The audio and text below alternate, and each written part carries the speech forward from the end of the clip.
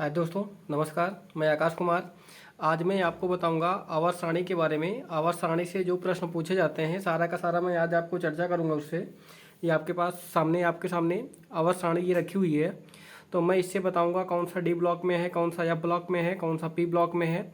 मैं इन सब का चर्चा करूँगा। कौन सा क्षार धातुएँ हैं, कौन सी मृदा धातुएं हैं, कौन से मिर्चा क्षार धातुएं हैं, कौन सबसे हल्की धातु है, कौन सबसे भारी धातु है, और कौन अक्रिय गैस हैं, कौन से हैलोजन गैस है, कौन से उपधातु हैं, कौन से धातु हैं, कौन से अधातु हैं, और कौन सा लैंथेनाइड है, कौन सा एक्टेनाइड है। मैं इन सबको आप वो आज इस वीडियो में पूरा का पूरा चर्चा करूँगा। और कौन से ऐसे गैसें हैं जो हथेली पे रखने पे गल जाती हैं, इन सब का मैं पूरा का पूरा आज आपको चर्चा करूँगा। तो ये आपके पास चार्ट आपको दिख रहा है। तो सबसे पहले हम चर्चा करते हैं कि सबसे पहले आवर्त कितने होते हैं। ये आवर्त हैं 1 2 3 4 5 6 7। आवर्त कितने होते हैं? 7। उसके बाद समूहों की संख्या कितनी होती है? 1 1 2 3 4 5 6 7 8 9 10 11 12 13 14 15 16 17 18, या इसी को बोला जाता है शून्य समूह। और ये किस में आते हैं? नोबल गैस होती हैं। क्यों इसे शून्य समूह क्यों बोला जाता है? ये नोबल गैसें होती हैं, या इसी को आक्री गैस बोला जाता है, या इसी को आदर्श गैसें बोली जाती हैं। इसके 22वीं कक्षा में 8 इलेक्ट्रॉन होते हैं, इसलिए किसी से साझा नहीं करते हैं। उसके बाद ये हो जाता है आपका हाइड्रोजन। सबसे पहला कौन तत्व कौन सा होता है? हाइड्रोजन होता है। हाइड्रोजन का स्थान निर्धारित नहीं है। क्यों? क्योंकि यह क्षार धातु के साथ भी क्रिया करता है और सिक्का धातु के साथ क्रिया करता है, इसलिए इसका स्थान कोई निश्चित नहीं है। हाइड्रोजन का स्थान निश्चित नहीं। उसके बाद ये आपके हैं क्षार धातुएं। ये क्षार धातु lithium, sodium, potassium, rubidium, scandium, francium, ये हैं आपकी ये धातुएं हैं, ये क्षार धातुएं हैं। उसके बाद ये पहले आवर्त में आता है, पहले समूह में आता है। उसके बाद ये आपका है दूसरा समूह, beryllium, magnesium, calcium, strontium, beryllium, radium, ये आपका हो जाता है आवर्त 2 में। ये पहला आवर्त और पहला समूह और दूसरा समूह, पहला समूह दूसरा समूह, ये आता है आपका यस ब्लॉक में। उसके बाद यहाँ 13 से लेकर के 13 14 15 16 17 18, ये 13 से लेकर के 18 तक ये जो समूह है ये आपका आता है पी ब्लॉक में। ये देखिए लिखा हुआ है पी ब्लॉक में। उसके बाद ये होता है आपका 3 से लेकर के 12 तक, 3 4 5 6 7 8 9 10 11 12, ये आपके किस ब्लॉक में आते हैं? डी ब्लॉक के तत्व हैं। डी ब्लॉक के तत्व। यहाँ से आपका 1 नंबर का प्रश्न पूछा जाता है। उसके बाद आपका होता है ये देखिए, यहाँ 57 से लेकर के 57 से लेकर के 71 तक है, और इसमें 89 से लेकर के 103 है। सबको आपको यहाँ पे ये ध्यान देना है कि ये जो 57 है और 89 है, इसका स्थान यहाँ, ये 57 और ये 89, ये किस में आता है? डी ब्लॉक में, ना कर कि आपका यफ ब्लॉक में। यफ ब्लॉक में आपका आता है 58 से लेकर के 71 तक, और 90 से लेकर के 103 तक, ये आते हैं लैंथेनाइड तत्व, और ये होते हैं एक्टोनाइड तत्व। इनका होता है यह ब्लॉक के तत्व। आपको अब ये पता हो गया कि समूह 1 और समूह 2 आपका होता है यस ब्लॉक में, समूह 13 से लेकर के 18 तक आपका पी ब्लॉक में, समूह 3 से लेकर के 12 तक आपका डी ब्लॉक में, समूह उसके बाद फिर आ जाता है समूह नहीं 58 से लेकर के 71 तक आता है आपका लैंथेनाइड जो होता है एफ ब्लॉक में। उसके बाद आता है एक्टेनाइड जो 90 से लेकर के 103 तक होता है, ये होता है एफ ब्लॉक में। 57 और ये 89 जो होता है आपका डी ब्लॉक में आते हैं। ये प्रश्न पूछा जाता है। उसके बाद पूछा जाता है कि 58 से लेकर मतलब कि लैक्टेनाइड और एक्टेनाइड की संकल्पना किसने की थी? नील बोर ने की थी। नील बोर ने 58 से लेकर के 71 तक की नील बोर ने की थी। उसके बाद इसमें आता है कि सबसे हल्का तत्व कौन सा है? सबसे हल्का तत्व कौन सा है? हाइड्रोजन है। सबसे हल्की अधातु और आवर्त सारणी का पहली धातु कौन सी है? लिथियम। लिथियम एक पहली आवर्त सारणी का पहला अधातु है, हल्का तत्व है। कौन सा है? लिथियम। उसके बाद ये देखिए, आप लोग देख रहे होंगे ये इसका क्या है? ये आपका उपधातु, मतलब जो धातु और अधातु दोनों का गुण रखता है उसे क्या बोला जाते हैं? उपधातु, या इसी को अर्धधातु भी बोला जाता है। तो ये आपका हो गया boron, silicon, germanium, arsenic, antimony, टेलेरियम, polonium. तो ये आपके 1 2 3 4 5 6 7, ये आपके 7 क्या हो जाते हैं? 7 आपके उपधातु हो जाते हैं। उसके बाद ये आपके क्या हैं? ये आपके धातु हैं, aluminium, gallium, indium, tin, thallium, lead, bismuth, ये आपके धातु हैं। उसके बाद ये आपके अधातु हैं। Carbon, nitrogen, oxygen, phosphorus, sulphur, selenium, ये आपके क्या है, अधातु हैं। उसके बाद आपका फ्लोरीन, क्लोरीन, ब्रोमीन, आयोडीन, स्टेंटाइन, ये आपका होता है हाइड्रोजन तत्व। पूछा जाता है निम्नलिखित में समूह 17 संबंधित है। समूह 17 आपका किससे संबंधित है, हाइड्रोजन से संबंधित है। समूह 18 आपका किससे संबंधित है, अक्रिय गैसों से संबंधित, नोबल गैस से संबंधित है।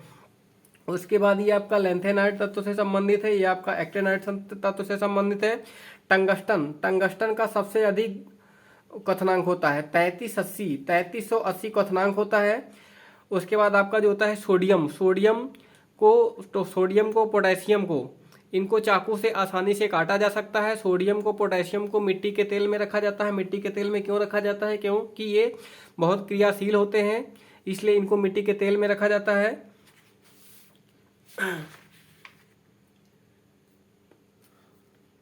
सर्वाधिक चालक धातु आपकी क्या है, सर्वाधिक चालक धातु आपकी है चांदी। और सर्वाधिक चालक अधातु क्या है आपका, ग्रेफाइट है। सबसे क्रियाशील धातु कौन सी है, सोडियम है और पोटेशियम है, कैल्शियम है, मैग्नीशियम है, एल्युमिनियम है। अक्रियाशील धातु कौन सी है, कापर है, मरकरी है, जिसोना है, चांदी है। उभयधर्मी ऑक्साइड, उभयधर्मी तत्व कौन कौन से हैं, जिंक है। उभयधर्मी में आपका जिंक हो जाता है, एल्युमिनियम हो जाता है, जिंक हो गया, एल्युमिनियम हो गया, लेड हो गया, और आपका ये हो जाते हैं आपके उभयधर्मी धातु हो जाते हैं। उसके बाद आपका सीलियम होता है, सीलियम ये हो जाता है अधातु, उभयधर्मी अधातु होता है।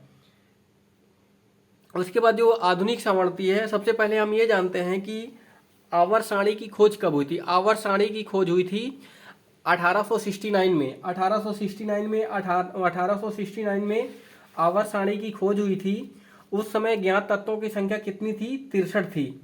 और खोज किसने की थी, मेंडलीफ ने की थी।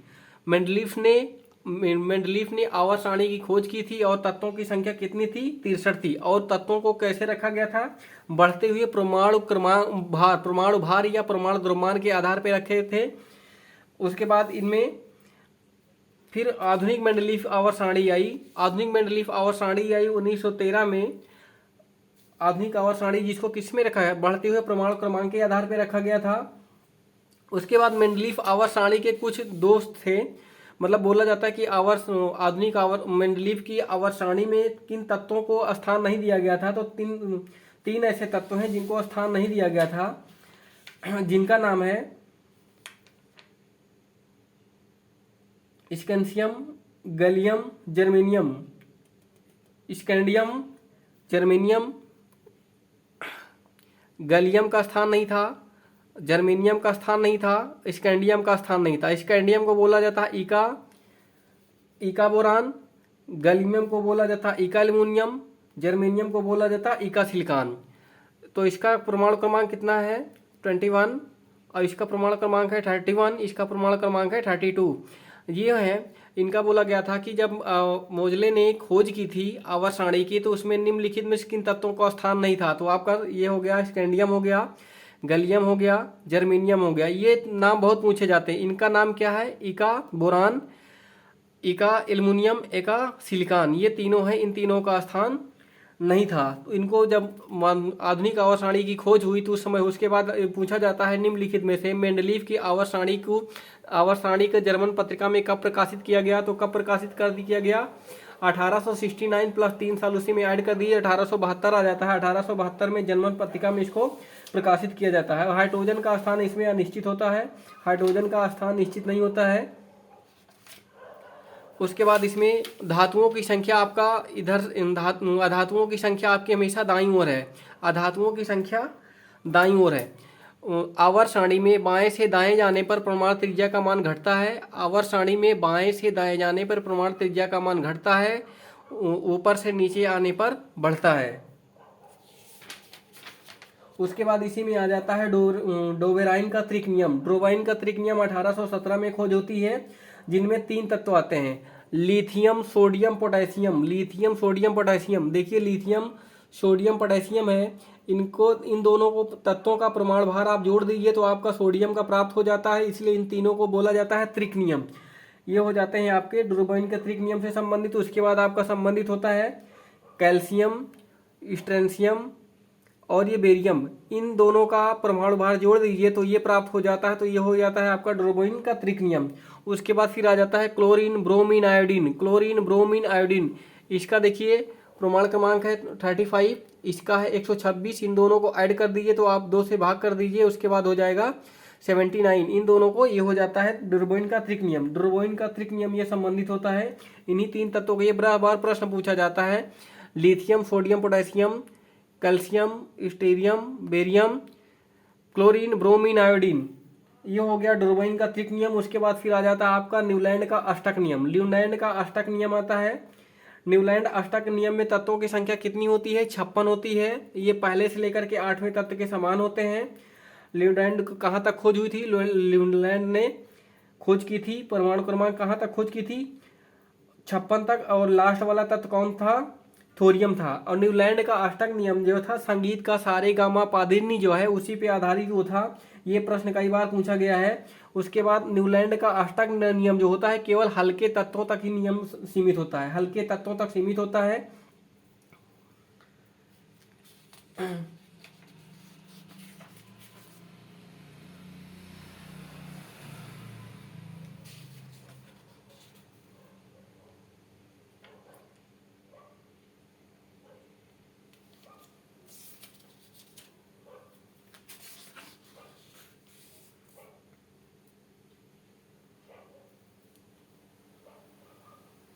उसके बाद ये आ जाता है, ये पूछा जाता है निम्नलिखित जिग जैग रेखा किसे बोला जाता है? जिग जैग रेखा, ये यहाँ देखिए आपका यहाँ से ऐसे आएगा, ये वाला ऐसे आएगा, यहाँ से ऐसे जाता है, तो इसे बोला जाता है जिग जैग रेखा। जिग जैग रेखा बोला जाता है, इसी को बोला जाता है टेढ़ी मेढ़ी रेखा। ये धातुओं को अधातुओं से अलग करता है, ये धातुओं को अधातुओं से अलग करता है, इसलिए इसे बोला जाता है जिग जैग रेखा। ये कई बार प्रश्न पूछा जाता है, बहुत ज़्यादा।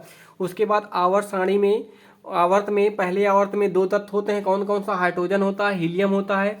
आवर्त 2 में आपके कितने तत्व होते हैं? 8 होते हैं। आवर्त 3 में आपका 8 तत्व होते हैं। आवर्त 4 में आपका 18 तत्व होते हैं। आवर्त 5 में आपके 18 तत्व होते हैं। आवर्त 6 में आपके 32 तत्व होते हैं। आवर्त 7 में निर्धारित नहीं है। ये जो आवर्तों में तत्वों की संख्या निर्धारित होती है 2 के पावर n स्क्वायर होता है, 2 के पावर n स्क्वायर। 2 के पावर n स्क्वायर का मतलब अगर पहले में रखेंगे तो पहले और n की जगह 1 रखेंगे तो 1 हो जाएगा, 2 के पावर 1 तो 2 हो जाएगा। तो आवर्त में पहले में 2, दूसरे तीसरे में 8 होते हैं, चौथे पांचवें में 18 होते हैं, छठवें में आपके 32 होते हैं, सातवें में कुछ होते हैं, मतलब निर्धारित नहीं है। तो ये आवर्त से संबंधित प्रश्न है, यहीं से सारा प्रश्न पूछा जाता है। उसके बाद फिर आ जाते हैं आपसे और सारे प्रश्न इसमें पूछा जाता है कि निम्नलिखित में से कौन सी सर्वाधिक उभयधर्मी है? सर्वाधिक उभयधर्मी है आपका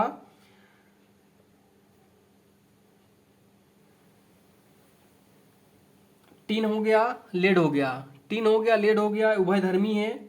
टिन लेड हो गया। उसके बाद नोबेल धातु बोला जाता है प्लेटिनम, नोबेल धातु बोला जाता है आपका प्लेटिनम को और गोल्ड को। Platinum gold mercury silver, platinum gold mercury silver इसे बोला जाता है नोबेल धातु बोला जाता है। मरकरी जो है एक धातु है और किस अवस्था में पाई जाती है? द्रव अवस्था में। मरकरी ये एक ऐसी धातु है जो कमरे के तापमान पे किस अवस्था में पाई जाती है? द्रव अवस्था में। इसे मरकरी, ये क्या है? मरकरी, इसे को पारा बोला जाता है। पारा का अयस्क किसे होता है? सिनेबार होता है। उसके बाद आपका ब्रोमीन, ब्रोमीन एक धातु है और कमरे के तापमान में किस अवस्था में पाई जाती है? द्रव अवस्था में पाया जाता है। ये प्रश्न कई बार पूछा गया है। निम्नलिखित में से उच्च आयन विभव किसका होता है? हीलियम का उच्च आयन विभव होता है। सबसे प्रचुर मात्रा में कौन सी पाई जाती है? आर्गन पाई जाती है। आर्गन बल्ब में भरी जाती है। रेडान, रेडान प्राकृतिक अवस्था में नहीं होती है, रेडान प्राकृतिक अवस्था में नहीं पाई जाती है। और ये जो 18 समूह के 18 हैं, ये रासायनिक तत्वों, ये जो रासायनिक अभिक्रिया होती है इसमें भाग नहीं लेते हैं। समूह 18 के जो तत्व हैं रासायनिक अभिक्रिया में भाग नहीं लेते हैं।